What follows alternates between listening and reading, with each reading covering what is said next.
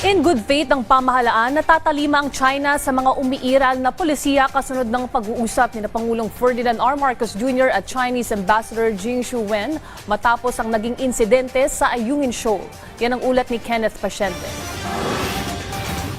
Umabot sa 1 oras at 20 minutos ang pag-uusap ni Pangulong Ferdinand R. Marcos Jr. kasama si Chinese Ambassador Jing Shuwen noong Martes. Kasunod yan ang insidente ng pangaharas ng Chinese Coast Guard sa mga tauhan ng Philippine Navy sa Ayungin Shoal. Ayon sa palasyo, ipinarating ng Pangulo sa Ambassador ang kagustuhan ng Pilipinas na hindi na maulit ang naturang insidente. Nag-usap sila at ang nais na mangyari dito ng Pangulo ay hindi na maulit ang mga pangyayari at ma-reset sana ang relasyon ng China at ng Pilipinas sa mas magandang pakikipag-ugnayan.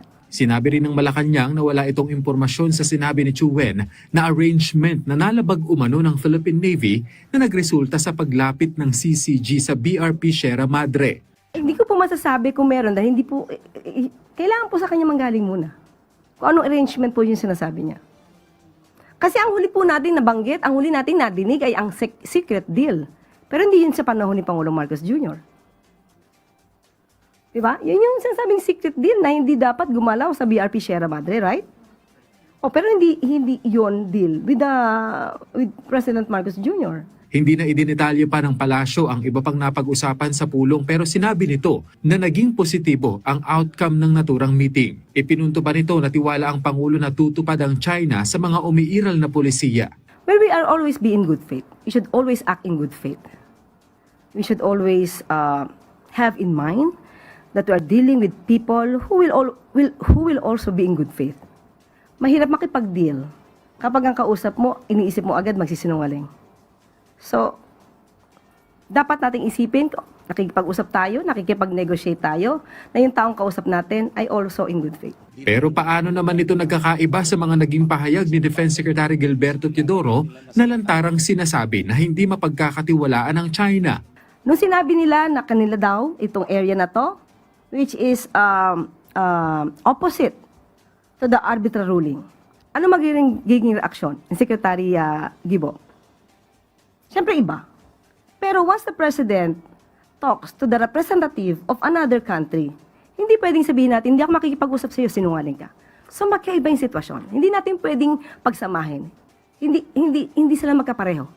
Iba ang estado ng Pangulo, iba ang estado ng Defense Secretary. Sa pagpapatuloy na impeachment trial laban kay Vice President Sara Duterte, sinabi ng Malacanang na susunod lamang ang Pangulo sa proseso at batas kung sakaling kunin ang kanyang permiso sa pagbubukas ng BIR box na naglalaman ng tax records ng bise. Alam din daw ng Pangulo ang patungkol sa sinabi ni Davao City Mayor Baste Duterte na gusto nila ang ulo ng Pangulo. Hindi na raw bago yan ayon sa Malacanang kaya obligasyon na ng law enforcement agencies ang pagprotekta sa Pangulo. Sa paglutang sa impeachment trial na may mga aktibong uniformed personnel umano ang kabilang sa persons of interest sa assassination plot sa Pangulo, First Lady at dating House Speaker, natanong ang palasyo kung kailangan nga ba ngayon ng loyalty check. Yung tiwala ng Pangulo ay nandun pa rin po sa ating mga kasundaluhan. Yung mga balak na tumiwalag para proteksyonan, ipaglaban ang interes ng isang tao, laban sa batas, laban sa konstitusyon, dapat tong malaman kung sino-sino. Sa ngayon po kasi ay alam ng Pangulo kung sino ang mga kailangan mapagtiwalaan. Hindi po ngayon nagkakaroon ng loyalty check. Nasa security na po yan at nasa pamumuno na po yan ng kasundaluhan. Kenneth, pasyente para sa bayan.